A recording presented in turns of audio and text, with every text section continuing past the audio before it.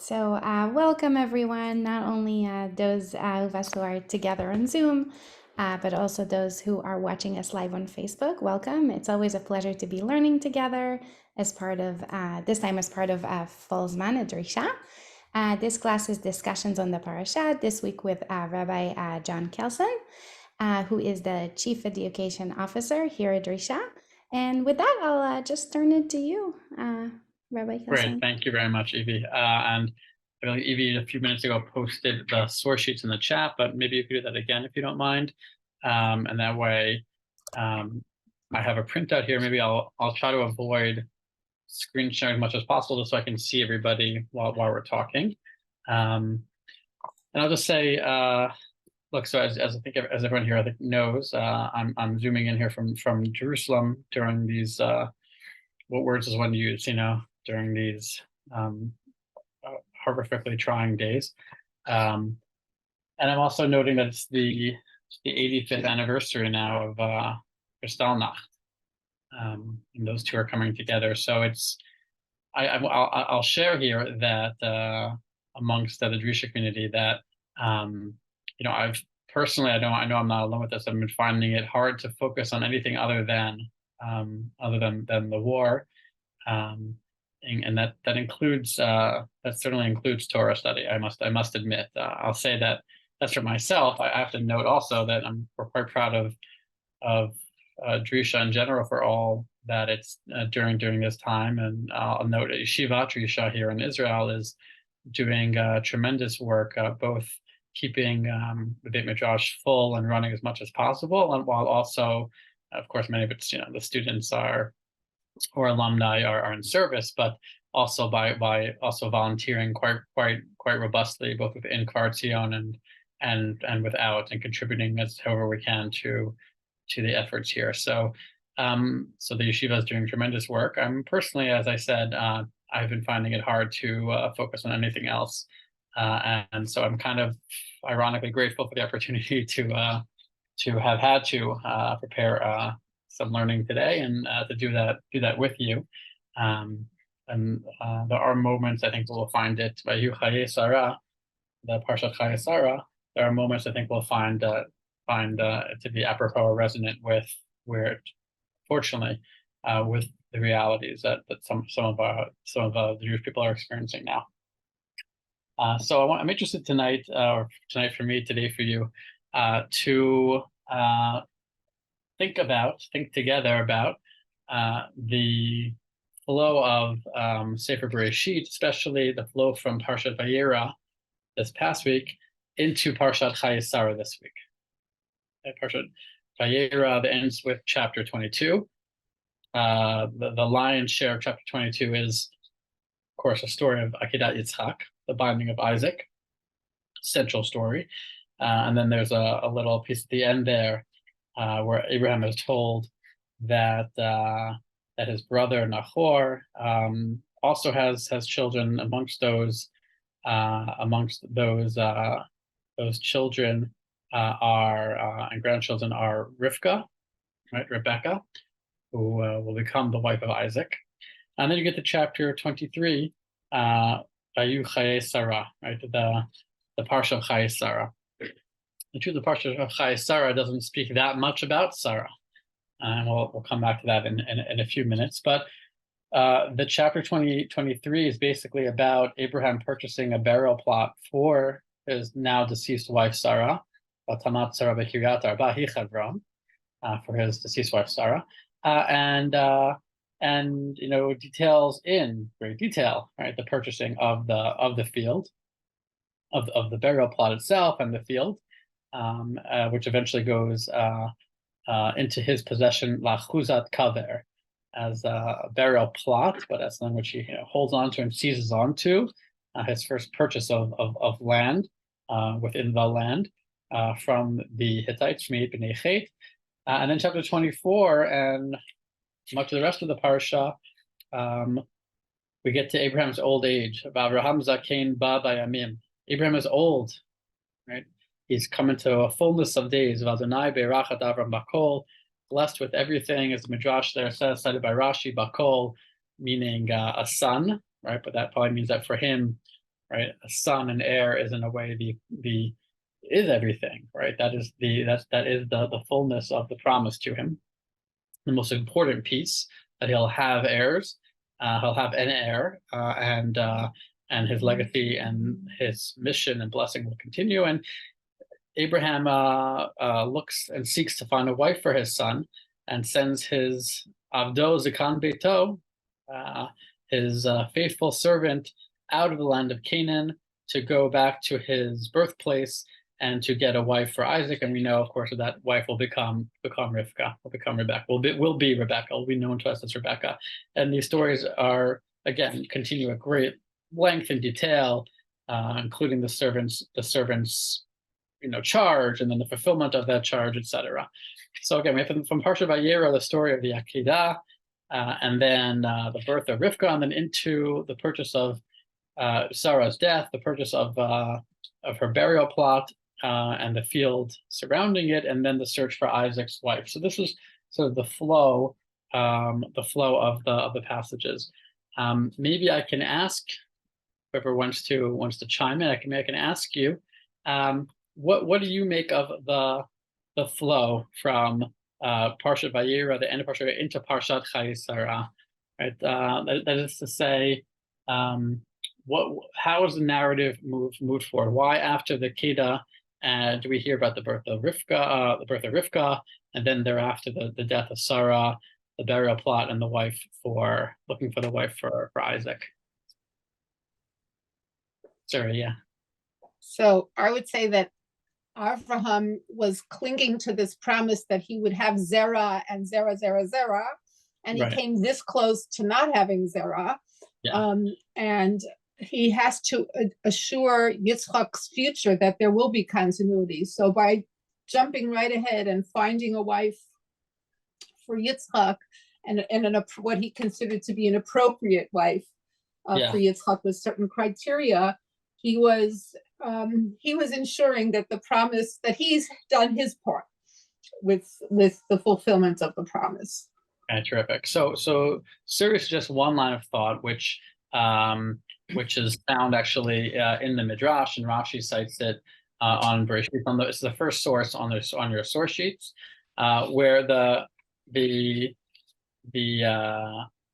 end of Parashat Vayera, as we said, after the Akedah, Vayihi, the verse 20 of chapter 22, Vayihi achar ha'ela, it was after these things, after these divarim, it was told to Abraham about the birth of all these of his nieces and nephews, essentially, including Rivka. So the Midrash there, I'll read from Rashi, says achar ha'ela, v'shuvo mehar haMoriah.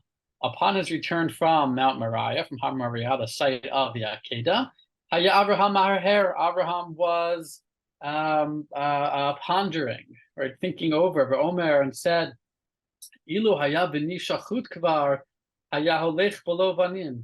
Had my son been slain, or kvar haya holech, b'lo vanim. Had my son been actually slain, not just brought up to be slain and slaughtered, but actually have been slaughtered, he would have been left childless. I should have married for him, gotten him a bride from my, covenantal allies, Aner and Eshkol Mamre. Now, it doesn't say here that his concern is explicitly that by not having an heir and children for a wife for Isaac, and then for children for Isaac, then Abraham's whole blessing and mission would fall. It could be more simply that he just wants to make sure that his son, will have his own fullness of life, right? Maybe a child. But I do think that what Siri is saying might be implicit here, which is that his concern is not only as a father, for his son in the normal sense, but especially as sort of a covenantal father, with a covenantal son, covenantal blessing and mission in hand. And therefore, because it's concerned, so at that moment when he's doing a har hair, these concerns, God gives him the good news, gives him the herald that Rivka, the mate for Isaac, has been born. And this is what it means by achar hadivarim ha'ela. it was these words, if you will. It's his ruminations over these words, these ruminations over him speaking, perhaps perseverating over the concern having not acquired a wife for his son Isaac. So that's certainly one way of explaining not only chapter 24, but also, as Rashi says there, the Midrash says there, the end of chapter 22. Why is it that right after the Akedah, we're right away told that Rivka is born? And I'd also want to add just to that it's certainly there's a sense that Isaac, who was almost sacrificed upon the altar but not quite sacrificed, right? So he is sacrificed but not sacrificed. He's almost reborn in a sense at that moment, and lo and behold, as he is reborn, born into the world, his life is assured. Then we are told that his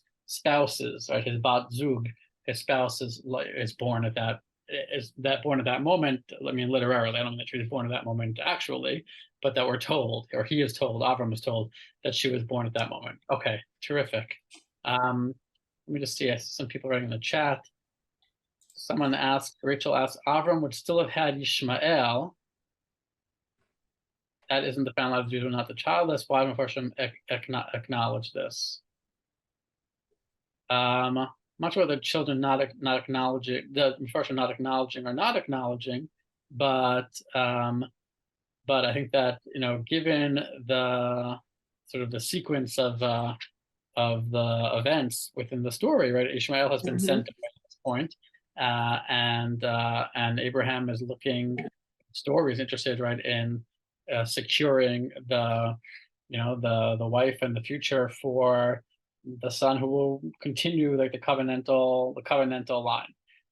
That's what strikes me, but others are welcome to chime in as well. Yes, Evelyn. I just noticed that Vayihi Acharei Hadvarim kind of is also the beginning of chapter 19.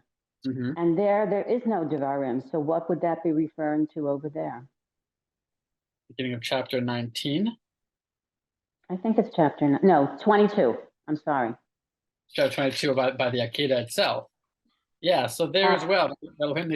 So there as well, the Midrash, it's a very good point. So I'll just open up the Midrash there as well. Locates Devarim, locates words. So let me just quote it to you correctly. As Rashi says, right? Some of our rabbis said, Achar divarav shel Satan. It's after the words of Satan. And this is playing off of the book of Job as well. But Achar divrim shel Satan. The Satan was prosecuting, was critiquing Abraham and saying how Abraham had never sacrificed to God anything from all that he'd received. And God says to him, Klum asal b'shil beno. God says to Satan, I'll show you. He did this all for the sake of his child, but yet, even so, if I would tell him, sacrifice your child for me, he would not hold himself back. He would do so. And there's more there's other options brought there as well in the Midrash. So you're absolutely right that the Midrash there, you're right that there's no explicit Devarim right before, and the Midrash sort of imputes it there. Okay. So, okay, good. So this is one avenue for thinking about, one beginning of thinking about why or how the story of the beginning of Chayei Sarah continue chapters 23 and 24 follow after chapter 22. Any other ideas?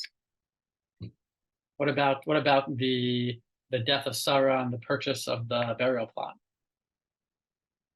Where does that come from?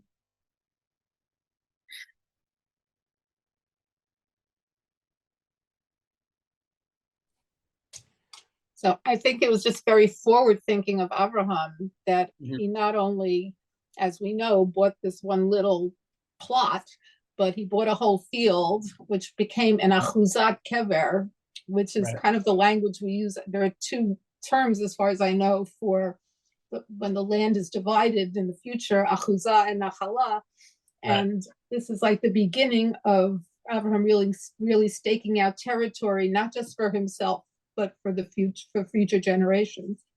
Yeah. So if I could rip off of that as well, a couple different directions. Yeah, I think that it's possible to read what's happening in Parashah, but actually already the end of chapter 22, but certainly Parashat Chayei as Avraham having just, Avram having just essentially passed this nisayon, this great final test, and now beginning to wrap up his life and his mission, right, thereafter. And part of that life and mission and promise is certainly the acquisition of the land, or that, right, he will come to this land and receive it for his heirs, right? So he both receives land, right, in a very elaborate manner, right? Make sure it's actually, purchase it according to all the rules and regulations, and it becomes his achuzah, and also attends to his zera, attends to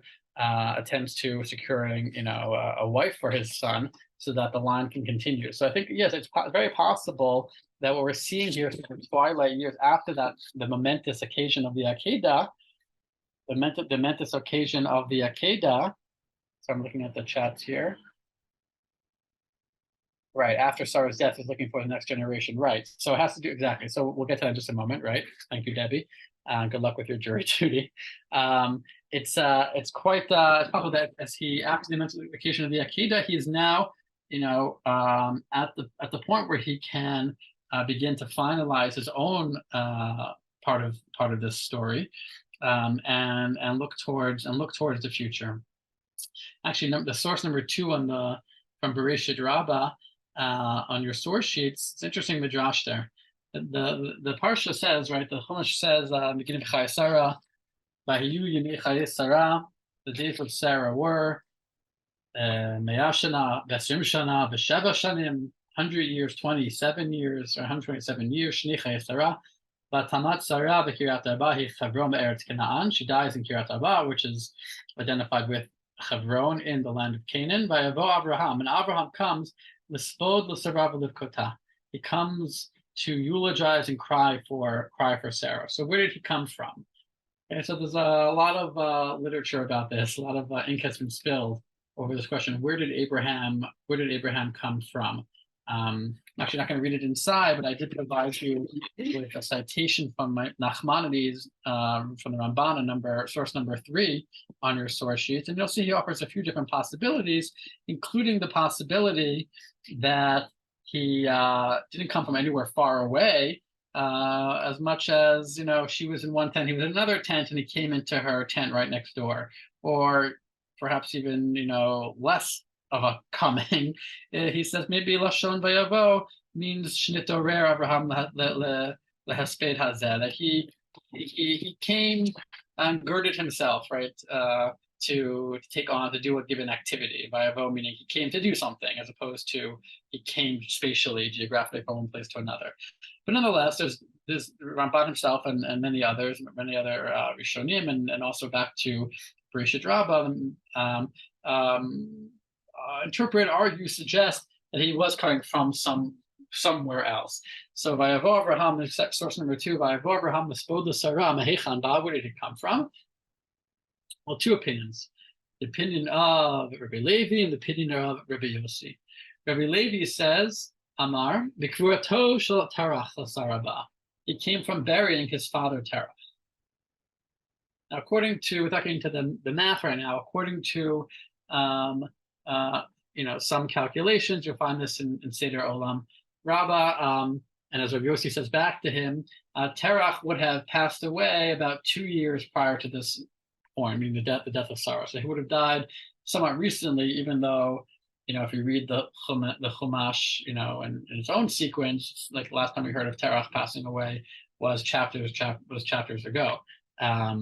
The end of Parashat Noach. But Levi says, nonetheless, he comes from burying Terach, his father. And I wonder, besides the math, besides the sort of quantitative way of thinking that Terach, would have died only recently if you do the math a certain way, and besides trying to figure out where Avram is coming from, making sense of the mysterious verb vayavo, it's also possible that Levi is indicating that Avram is really wrapping up his story, right? He's wrapping up the generation prior to himself and burying his father, leaving that part of the story behind. We thought we left it behind at the end of Parashah Noach, but we hear about it here again through the Midrash on the one hand, and also then, of course, his own wife, right? He comes to bury his own wife. So he goes from burying his parents to burying his own wife, which actually is a rather tragic sort of confluence, of course, if it was, a bit before. So I think, again, this is just indication that there's, one way of reading the story here is that this is a story really about, and including, Chayei Sarah, right? This parsha about Sarah is actually not very much about Sarah at all. It's actually a story of Abraham, and the story of Abraham, the end of his life. And remember that Sarah, this becomes relevant in a few moments, we haven't heard much about her for a while, right? Including an entire story of the Akedah. Where is she? We don't know where she is. We don't know what she knows even, right? About the whole event before, during, or after. And Vayuchei Sarah as well, that when she dies, it seems to might be less about her than about the opportunity, if you will, for Abraham to purchase a burial plot, which is, I suppose, kind of permanent and is a fitting way to begin his, taking hold, Chuzat Kever, taking hold of the land. Evelyn, I'll come to your question in just a moment, or a comment, but I just wanted to note that, as an aside, that the Haftorah for Parashat Chayei Sarah is kind of a study in contrast here, because that's not our topic right now, but just wanted to mention that the Haftorah, which comes from the book of Kings, the very beginning of Kings 1, Melachim Aleph Aleph, King David.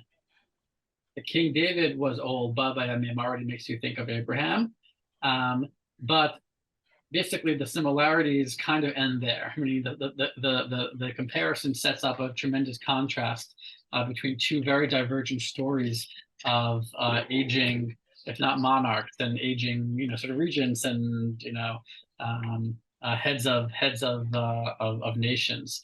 While Abraham, in our story, as he is old, Hashem Berachad Avram Bakol, and is in full, has his capacities, and more than that, actually seems to be sort of directing the action, is in control of his story and his fate, even to the extent that when he wants to get a wife for his son, his servant follows his Eved Abraham follows his every word, right?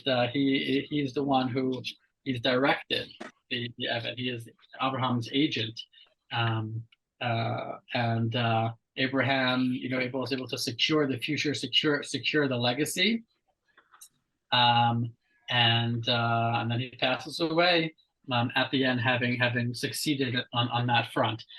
David, on the other hand, is the tragic, story, the end of the mighty David's life, the complicated David's life, right? David is cold despite being covered. David is perhaps, rather than directing, is directed by, right, those around him, and including with regards to who will succeed him, right?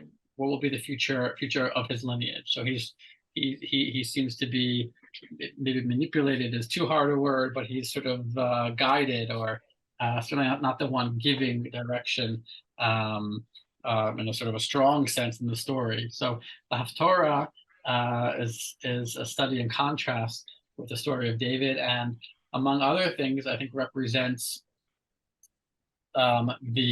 just how, or expresses two different stories of aging. One, right, nothing less than that.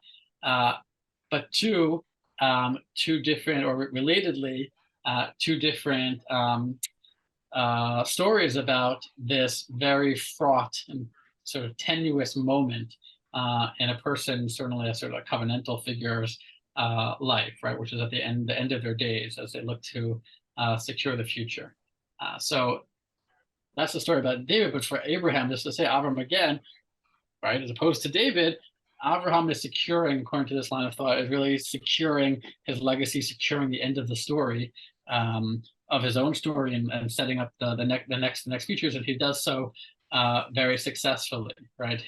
He passes the great second Lech Lecha test of the Akedah, told right away that his son, that Rivka was born. We don't know what he'll be yet, but he's told then that Rivka will be born. Midrash picks up on that. Gets the Achuzat Kever, buries his wife, right? The Midrash says, buries his father, and then his wife, right? Moves on and gets a wife for his son. So this is certainly one way, I think, of reading the flow of the book. It's the twilight years and the ending of the great Abraham section of the narrative. Evelyn, and then Suri, and then anybody else. Yes.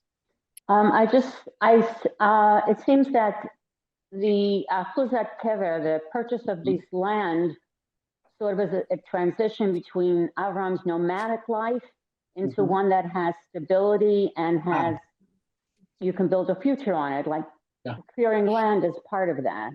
Yes, well said. Right. So there's both, right, and that itself, just reiterate. It also says before the shift from the nomadic, from the wandering, until some sense of being rooted in the land, and then that gets lived out more fully by his son Isaac, and then we know what happens with his generations thereafter. But yeah, that gets played out, I guess, metaphorically and also literally. Yes. Sorry, what else did you want to say? It says Vayavel Abraham. I'm sorry. You can go ahead. It said the place that it places Avram before is in Be'er Sheva. So what was he doing there, and is that where he came from? Right. So the Ramban, if you look at the Ramban, I'm not going to get to that whole thing. I know if you look at the Ramban, source number 2, Rashi actually says that he came from Be'er Sheva, and it's unclear exactly what he was doing there. There's various speculations. Ramban says maybe he went there to take care of the Yom Tzarcho. He went there for like a work trip, right? Maybe he went down there for a quick trip, and then he and that's he heard that Sarah died and came back to cry for her. It's not entirely clear.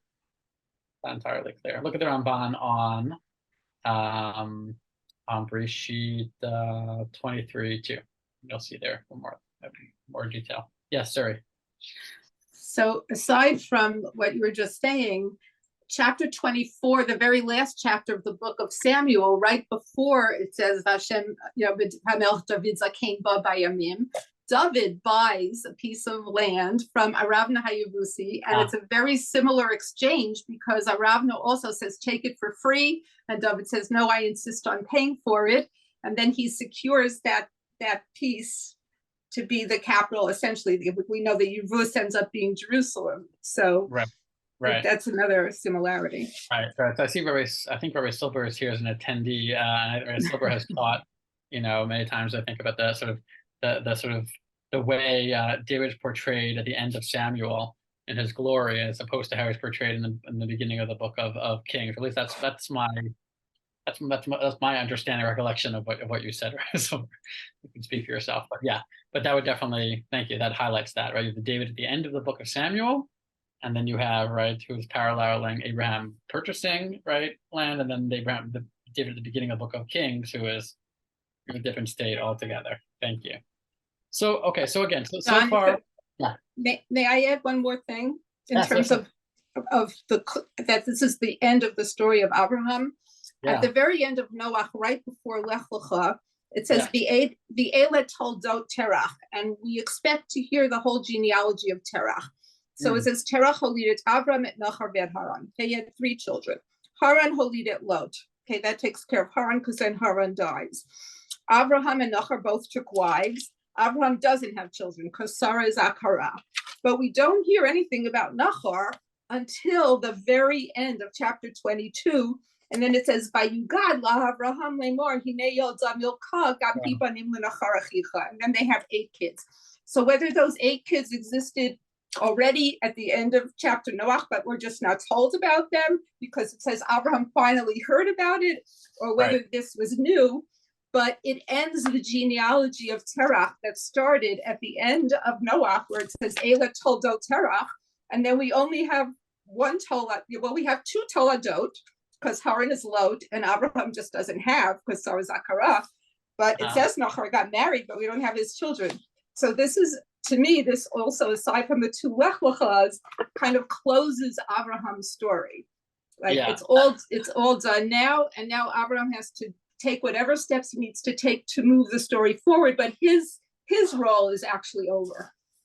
Yeah, so those are two excellent points. And this latter point, I totally missed that nuance. I appreciate it. Yeah, that it's not until we hear, if I say it back when I'm hearing from you, it's not until we hear of the children of Nahor, right, that we're actually closing the Toledot of Terach. And maybe that's partly what's motivating Rabbi Levi here when he says that Avram's coming, right, beginning of Chayei Sarah, he's coming from the Kvura of Terach, the burial of Terach, right, because now Terach's line is Toledot, his story has actually come to a close. It can be long.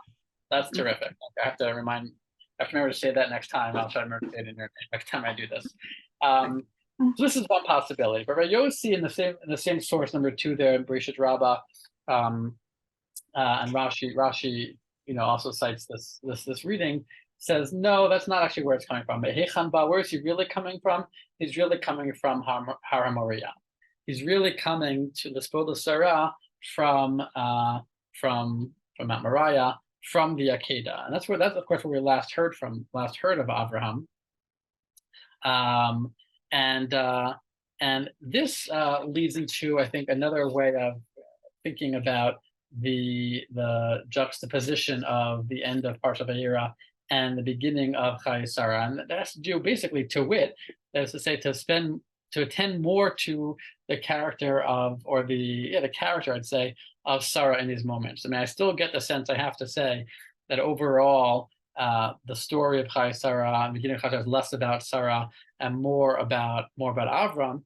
But nonetheless, it does begin with Vayihi Chayei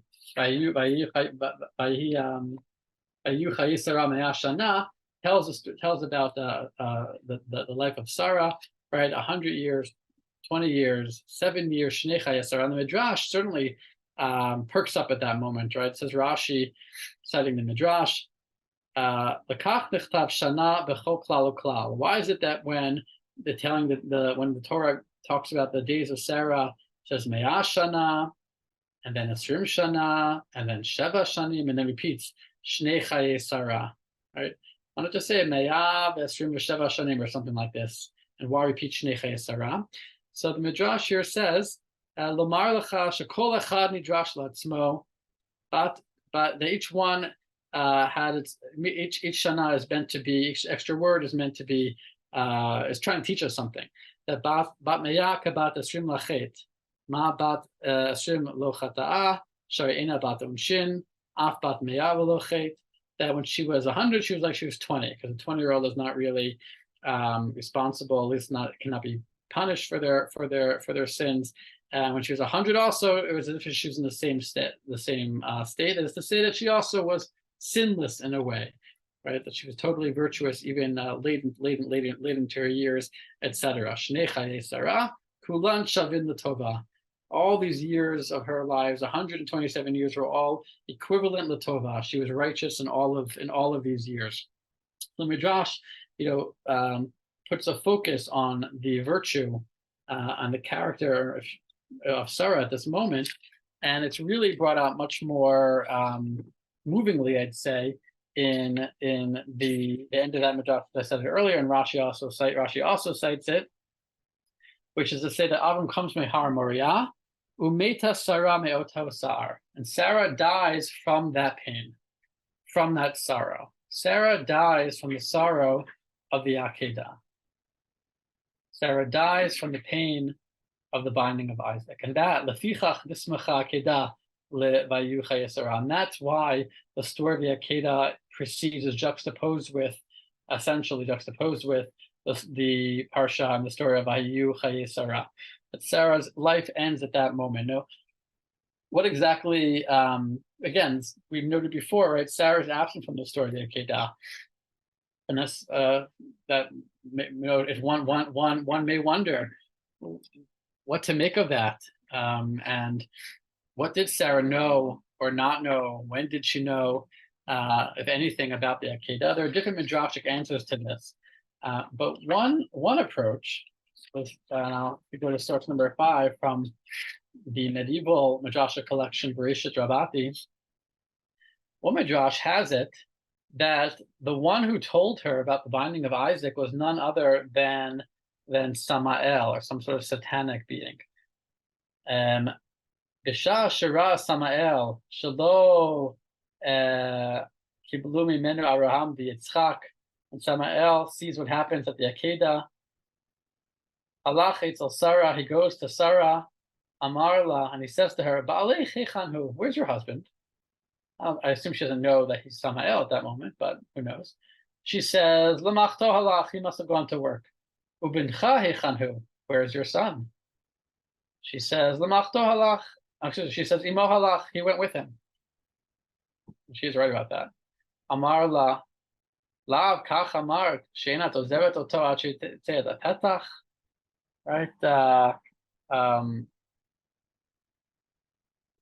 Didn't you say you wouldn't? I'm not sure. Actually, I should admit I'm not sure what to make of this line exactly. Didn't you say that you wouldn't leave him until he leaves the door? I'm not sure exactly what she said to him. You're right. Lo lamach tam halchu el beit tefillah halachu. They must have gone off to pray. Amarla zekena, said to her, old woman, einat yodat shezehu shakach lakol shchita. Don't you know that he took him to sacrifice him? So Samael sort of tips her off. He tells her what actually has happened, that Abraham has taken the son, the shchita. Kivan shesham'a hitchila losovdo, umitoch b'chiyata yatsa nishmata. The moment she heard this, she began to mourn for him, to eulogize him, and to cry, just evoking that which Avram does for her. And her soul leaves, and leaves her body. She dies. She expires. And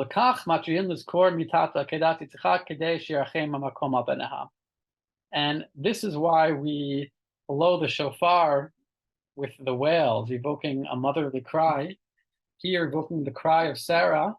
And her cry here, according to this story, it sounds like she doesn't know that Isaac wasn't sacrificed. It sounds like the second she heard that he was brought up to be sacrificed, she started to eulogize and cry for him and mourn for him.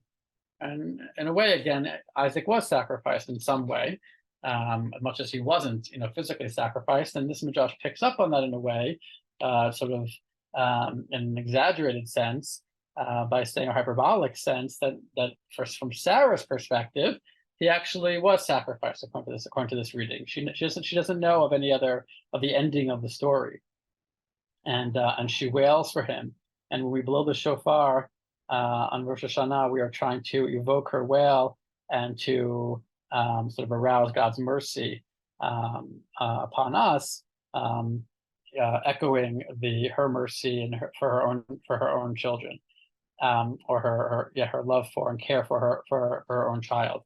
So there is this whole midrashic reading, which is that Sarah's death following the chapter 22 is not just like a sort of conceit or a way of getting to Abraham purchasing the burial plot in the land and getting an achuzat kaver and wrapping up his own story, but it also tells a story within that of Sarah expiring and tragically dying in pain over the death of her son. The near death we know, but maybe as far as she knows, the death of her son. And that's the reason actually for her passing away at this very moment. So by Chayei Sarah, she passes away at this very moment upon hearing of his death. And I wanted to share with you tonight, it's a very sort of evocative, I think sort of re-enters Sarah's character, which we spent a lot of time with, in the preceding chapters of the book of Bereshit. Sure brings her back into the story. Concern over her departed or nearly departed son. But I wanted to, close tonight, or today. We're not quite done yet, but with source number 6 here, which is a teaching, which is a teaching from the or preaching from the PSS and the Rebbe from Rabbi Kalon's Kalman Shapiro from 1939 from Parashat Chayei Sarah. Parashah at this time in his own life in 1939, the Rebbe is already living in Warsaw. Warsaw is being bombed, and is being bombed by the Germans. I think the ghetto hasn't been officially established quite yet, but will be shortly. But he's already living in those environs, and tragically, he's already had tragedy befall his family. Right, his wife has died. His wife has died, but his mother has died, and actually his son has been killed just a few weeks prior to this, and maybe that might be relevant to what he teaches here. He says as follows: he says Rashi, says, and we just read this, where Rashi says that Sarah basically her whole entire life has been virtuous, kulan shavin latova, all of her years. Shnei Chayei Sarah. So says the PSS and Rebbe, v'navinna mamra me'ezlan zelanu. What does this teach us? Shekol hatzidkaniyot hanskar b'Torah lo ne'amar kocha gadlus kamo al Sarah. Right? Why does it go out of its way to tell us that Sarah was so great in a way that doesn't make a point of saying about the others? Va'od, and also, by the way, we don't even know of the death of, right? We don't spend time on the death of some of the other matriarchs. So we don't spend much time, right, at all. The death of Rivka, or the death of Leah.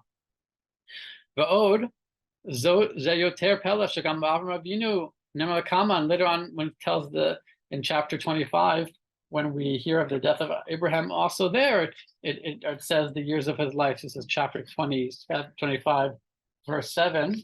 When Abraham dies, so it also sort of enumerates the years of his life as follows: Ve'ela yemei shnei Chayei Avram, asher chai ma'at shana, v'shivim shana, v'chamesh shanim. It also does the shana.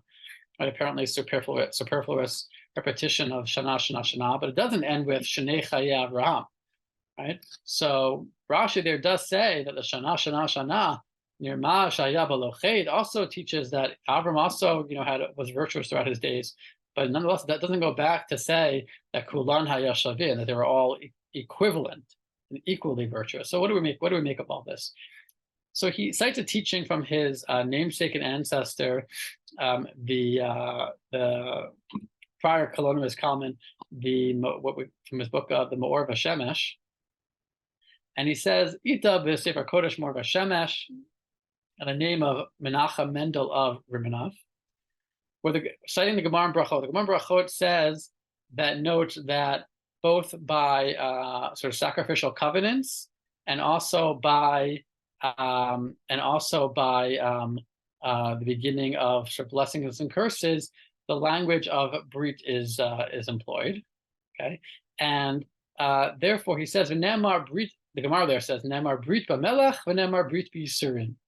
The Gemara says that covenant is talked about by context of salt, right? Salting sacrifices, and also in the context of curses, right? Is as part of the blessings and curses of the covenant. So it says the Gemara, "My melech mimateka basar af yusurin mimarakin," right? At Adam, that just like salt sweetens or helps make more edible. Refines the meat, so too suffering. This is a daf and more about suffering. So too suffering cleanses a person. This is a teaching, right, in the context of Masechet Brachot there about sort of the remedial effect of suffering. Right, the Gemara talks about as well Yisurin shel ahava, right, the afflictions of love that sometimes people are afflicted in this world not as punishment, but as a way of refining them. Okay, so that's what the Gemara there says. But the Pesesner's grandfather said, well, I'll take it in a different direction. He says, Ma melech mosif yoter mikishior yishar lekabel hanam bebasar. Just like if you overdose on the salt, you oversalt the meat, it becomes totally inedible. It's totally counterproductive. So too, right? You have to make sure to salt appropriately, the right amount. So too, Yisurin. So Yisurin need to be mimuzagim shayu yechola lekablam. They have to be sort of dosed out properly, sort of diluted and dished out at the proper amount, dosage a person can take, right? And then we can talk about them being sort of things which cleanse a person, help a person. But if it's too much, then it's too much. And this is the teaching of his grandfather in a different direction. So says the Piaseczner, he says, let me apply that notion to our parsha. He says, when Rashi says, Lama nismecha mitat tzara lakedat Yitzchak, why is mitat tzara put next to, juxtaposed to succeeding the story of Yitzchak? But because remember that because she heard the story of Isaac, her soul, jumped out of her and she died. Hainu Moshe Rabbeinu, this means that Moshe Rabbeinu, when he was putting together the Chumash, Samach mitat Sarah lakedat Yitzchak, he put the story of Sarah next to the death of Sarah next to the story of Yitzchak, kedei lahamlit tova ba'adenu, in order to help us, right? In order to sort of defend the Jewish people. Ulaharot shal yidei yisurim chas v'shalom yoter midai ma naaseh harcha nishmata, to say, as it were, to God, that if the Jewish people would receive too much punishment, too much suffering, actually not punishment, too much suffering, then what could they do? Harcha nishmata. Look, even Sarah died when she received too much. And Sarah received too much. So Moshe puts it here. Moshe puts it here as if to say that if Naasa came at Sarah, this Sadeket, this righteous Sarah, who all of her years are all equally virtuous, and nonetheless, Lo Yechalal Zvo Yisurim Kashim, Kol Sheken Anachnu. If Sarah can't take too much, so to us. And Moshe writes, the Chumash is written in a way as to defend the Jewish people and to say, look, even Sarah couldn't take too much of this salt.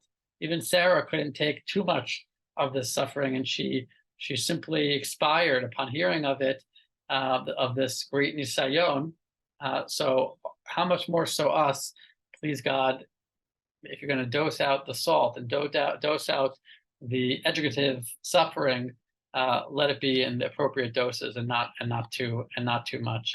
And he says even further, maybe you could say that even Sarah Imenu Atzma, Sarah, our matriarch, our foremother herself, Natna kol kach liba maaseh kedat sheparcha nishmata l'tovat Yisrael asta.